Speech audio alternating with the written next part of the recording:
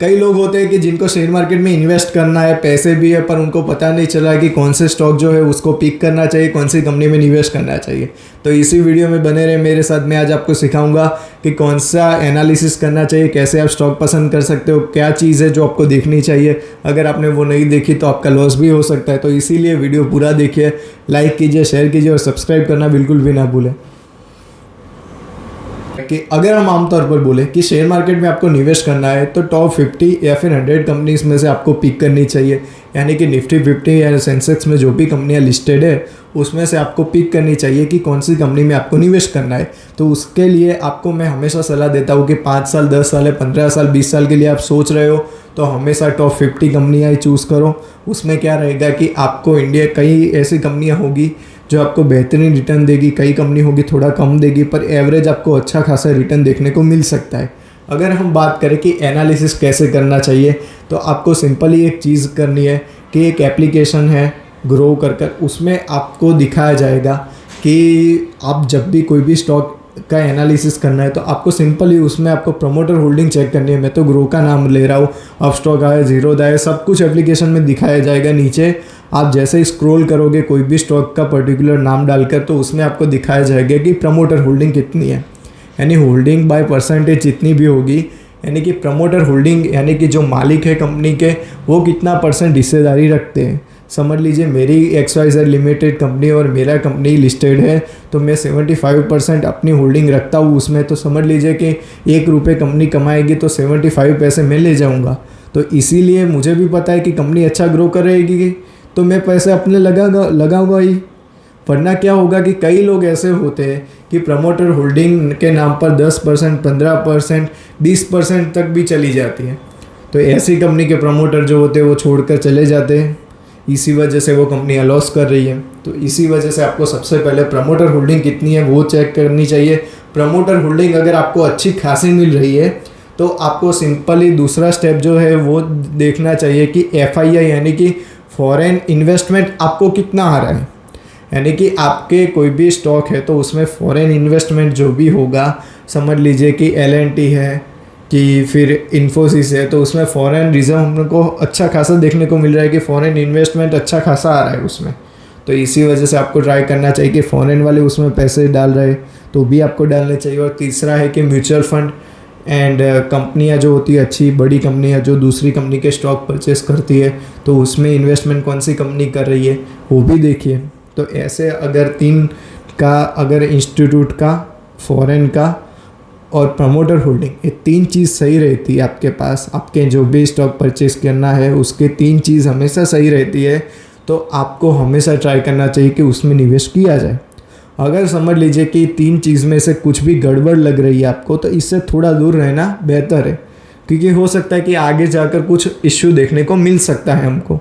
तो इसी वजह से अगर प्रमोटर होल्डिंग कम है तो आपको इससे थोड़ी दूरी बनाकर रखनी चाहिए। दूसरी बात करें कि आपको प्रमोटर होल्डिंग और वो सब भी ठीक है तो उसके बाद आपको क्या देखना चाहिए, तो आपको देखना चाहिए कि कंपनी कितने टाइम से लिस्टेड है।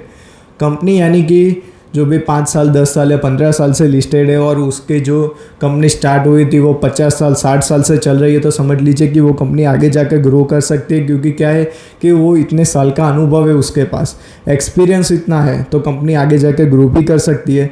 तो अगर अभी अंडर परफॉर्म चल रही है, अंडर वैल्यू चल रही है तो आपको परचेस कर लेनी चाहिए उसमें। अगर समझ लीजिए कि कोई भी कंपनी के रीवैल्यूएशन असेट्स जो बोलते हैं वो आप कई लोगों को नहीं पता होगा रीवैल्यूएशन असेट्स क्या होती है।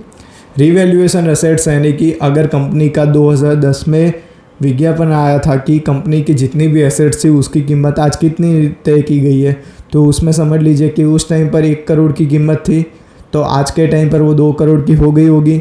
तो उस टाइम पर जो असेट्स थी वो 1 लाख करोड़ की थी तो अभी उसकी 2 लाख करोड़ की हो गई कि नहीं।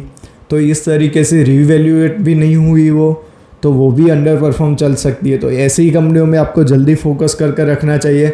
जैसे इसकी रीवैल्यूएशन होती है और जैसे इसका जो फिगर होता है वो बहुत ही अच्छी तरीके से ग्रो होने लगेगा तो उसका परफॉर्मेंस भी हाई हो जाएगा। तो इसीलिए आपको ऐसी कंपनी में निवेश करना चाहिए कि जिस कंपनी में आपको अच्छा खासा प्रॉफिट देखने को मिल सकता है।